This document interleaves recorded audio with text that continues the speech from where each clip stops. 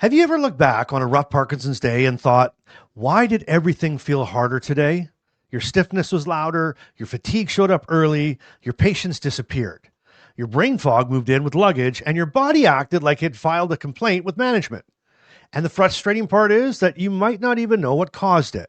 Maybe you took your meds. Maybe you tried to stay positive. Maybe you tried to push through because apparently that's the hobby many of us accidentally signed up for. But the day still got away from you. And here's the thing, sometimes Parkinson's just does Parkinson's, but sometimes we fall into little traps and we don't even realize it. Not mistakes and not failures, but traps. Things that seem normal in the moment, but later give us stiffness, fatigue, anxiety, freezing, brain fog, or way too much room to cause trouble. And stick around because number 5 might be the sneakiest one, especially if you keep saying, I'm fine, while your body is filing a formal complaint. Welcome to Living with Parkinson's. The good, the bad, and the reality. Real talk, real life, real community with Bryce Perry. Let's begin. Hey everyone, welcome back to the broadcast. I'm Bryce, and I was diagnosed with Parkinson's at the age of 40, and I've been living with it now for almost 16 years. And today we're talking about traps, not mistakes, not failures, not you should know better, but traps. Because a trap is something you fall into. Sometimes you don't even see it coming. And sometimes you only realize it after your body's already gone, congratulations, we live here now. And with Parkinson's, that happens a lot. You think you're just trying to get through the day. You think you're just being strong, or you think you're just doing what everybody else seems to do. Push through. Keep going. Don't complain. Pretend you're fine. And then suddenly your symptoms feel louder. Your body feels heavier. Your patience disappears. Your brain fog rolls in like bad weather. And you're sitting there thinking, what the hell happened? Well, sometimes Parkinson's just does Parkinson's. That's true. But sometimes, without meaning to, we fall into patterns that give Parkinson's more room to cause trouble. So today I want to walk through 5 of those traps. And before we go any further, drop trap in the comments if you've ever looked back on a day and thought, yep, I probably pushed that too far. And drop trap so someone else reading the comments knows that they're not the only one who accidentally handed Parkinson's the microphone. All right, trap number 1 is trying to push through fatigue. And I know this one way too well. For years, I treated fatigue like it was just a bad attitude. Like if I could motivate myself enough, dig deep enough, drink enough coffee or put on shoes with enough purpose, I could outsmart it. But Parkinson's fatigue is not regular tired. Regular tired is, I stayed up watching too much TV. Parkinson's fatigue is your body unplugging itself from the wall while you're still standing there holding plans. And the trap? The trap is thinking if you ignore it, it will somehow respect you. It will not. Fatigue does not care that you have errands. It does not care that you already canceled twice, and it does not care that you feel guilty. When we push through too hard, everything gets louder. Stiffness, brain fog, anxiety, irritability. And by the time we finally stop, we don't just need a rest. We need a full system reboot with possibly a snack with emotional support credentials. So the better question is not always, can I push through this?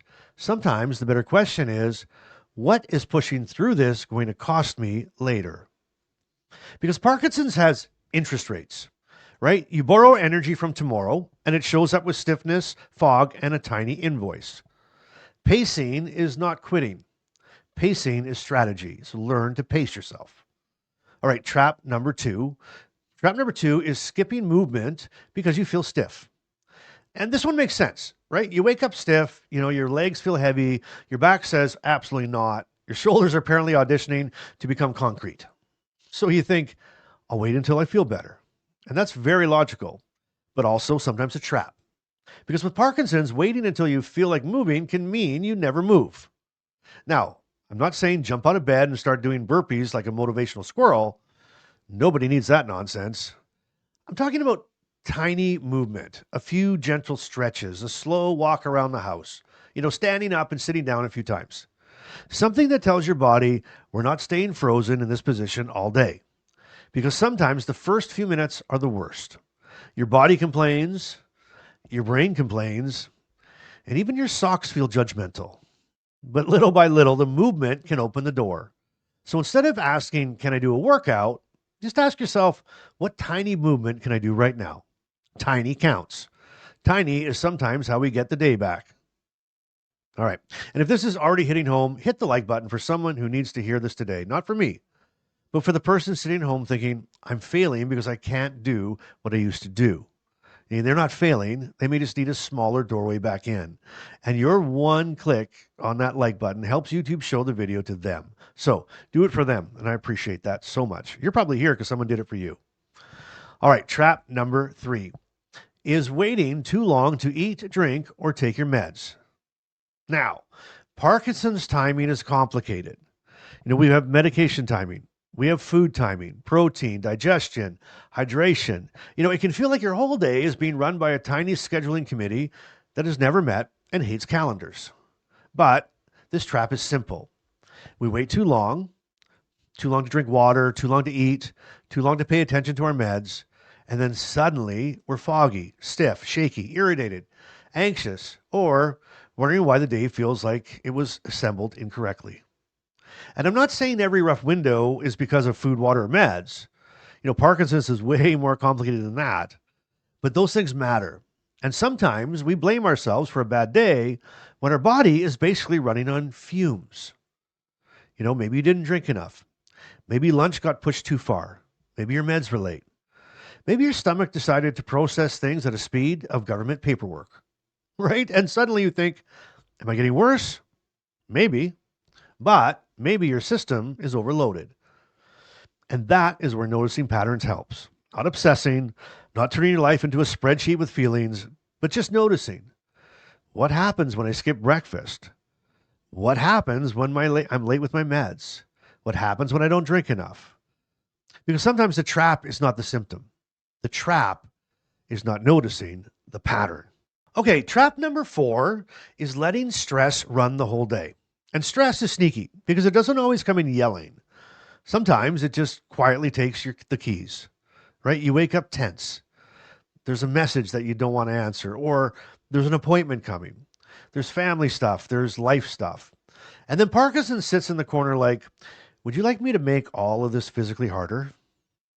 Stress can make everything louder. Movement, tremor, freezing, anxiety, brain fog, even patience. 1 minute you're fine, and the next minute someone breathes too loudly near you, and your nervous system files a complaint, right? And the trap is thinking, I'll calm down once everything is handled. But everything, I'm going to break this to you, everything is never fully handled. There is always another thing. There's always another appointment, another bill, another weird noise in the house that might be the furnace trying to communicate. So sometimes we have to interrupt stress before it becomes the manager of the day. Okay, nothing fancy. Step away. Sit down, breathe, lower the noise. Take one thing off the list. Say, I can't do that today. Because stress loves an overpacked day. And Parkinson's loves joining stress like the world's worst duet. You see, protecting your peace is not selfish. It's symptom management with better lighting. Okay, well, that leads us into number 5. And so trap number 5 is pretending you're fine until you crash. And this might be the sneakiest one because a lot of us are very good at it. Actually, we're too good at it. We say I'm fine when we're not fine, right? We say I'm good when our body is quietly drafting a resignation letter. And we say I can do it when every part of us is blinking red like dashboards in a 1998 minivan. And I get why we do it. We don't want to be a burden. We don't want to cancel again. We don't want people to worry. And we don't want Parkinson's to be the reason that everything changes. So we push, we smile, we keep up, we pretend. And then later, when nobody sees it, we crash. Sometimes physically, sometimes emotionally, sometimes by snapping at someone we love because we spent the whole day pretending we had more capacity than we actually did. The trap is thinking pretending protects everyone. But sometimes pretending just delays the truth until it comes out sideways. So maybe the goal is not to announce every symptom to the world. Nobody needs a press conference every time your left leg gets dramatic. But Maybe we can be honest a little earlier. I'm having a rough window. I need to sit for a bit. I can come, but I may need to leave early. I'm really not doing okay today, but I'm managing. That kind of honesty can prevent the crash because pretending you're fine is not a treatment plan, even though many of us have been prescribing it to ourselves for years. And if this one's hitting you, drop I'm fine in the comments. Not because you actually are, but because some of us know exactly what that sentence really means. And if you know, you know. All right, it's now time for Carmen's Care Partner Corner. And here's what my wife Carmen wrote for me to read to you today. Care partners see these traps too. Sometimes we see them before the person with Parkinson's does. We can see when they're pushing too hard. We can hear it in their voice when they say I'm fine, but we know they're not. We can tell when the day is starting to cost much more than they want to admit. And that's hard. Because as a care partner, you want to help, but you also don't want to take over. You want to say something, but you don't want to sound like you're nagging. You want to protect them, but you also want to respect their independence. And sometimes that is a really hard line to walk. So to the care partners, I want to say this. You're not crazy for noticing the patterns. You're not wrong for being concerned. And you're not a bad care partner because you get tired of watching someone you love push past their limits. And that part is hard, believe me. Have you seen Bryce? Oh, thanks. Okay. But to the person with Parkinson's, please remember this too.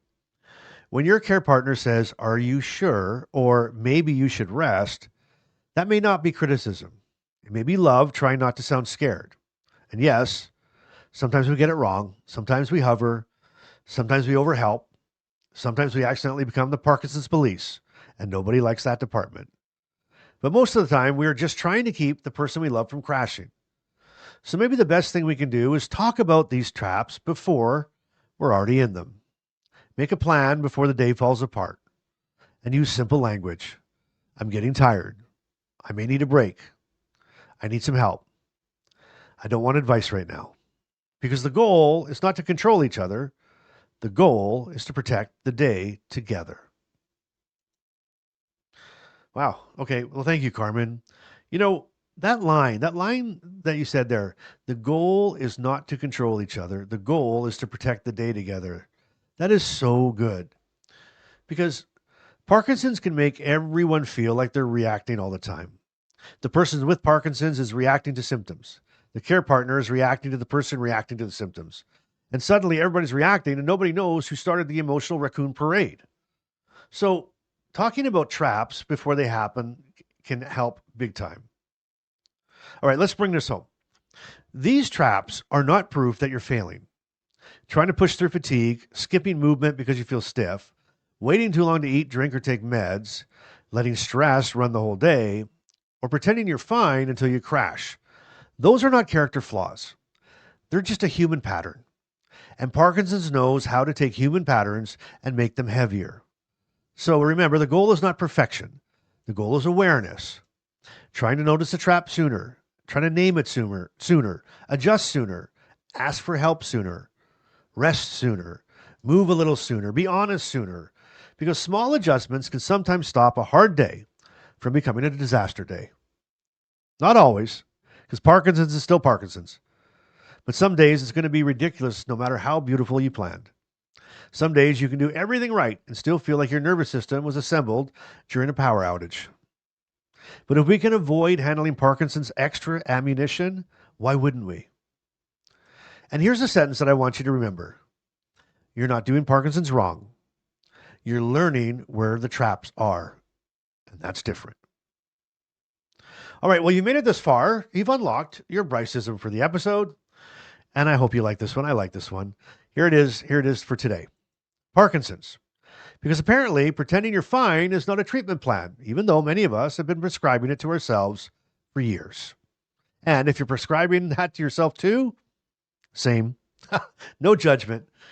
No judgment. How about in the comments, just give me self-prescribing. But maybe it's time to refill something else, right? Maybe it's time to refill your honesty, your pacing, your movement, your rest. And maybe one less I'm fine when your body is clearly writing a strongly worded letter. All right, so drop trap in the comments if you've fallen into any of these. And drop I'm fine if number 5 hit a little too close to home. And if this video is helping you, this episode is helping you see your day a little differently, share it with one person who might be pushing too hard. And if you want a place where people understand these traps without having to explain every single thing, come join us in the club. It's free. It's open. We're building a community where people can say, today was hard. And someone answers, me too. The link is in the description below. It's free. Come on and join us. And subscribe to the channel if you haven't, because we talk about Parkinson's, the real version here. Not the polished brochure version, but the actual messy, frustrating, funny, exhausting human version. That's all we do here. And always remember, whatever you do, I want you to keep showing up. I want you to keep being real. Keep watching for the traps. And you keep doing life today. I love you so very much. And I'll see you on the next episode.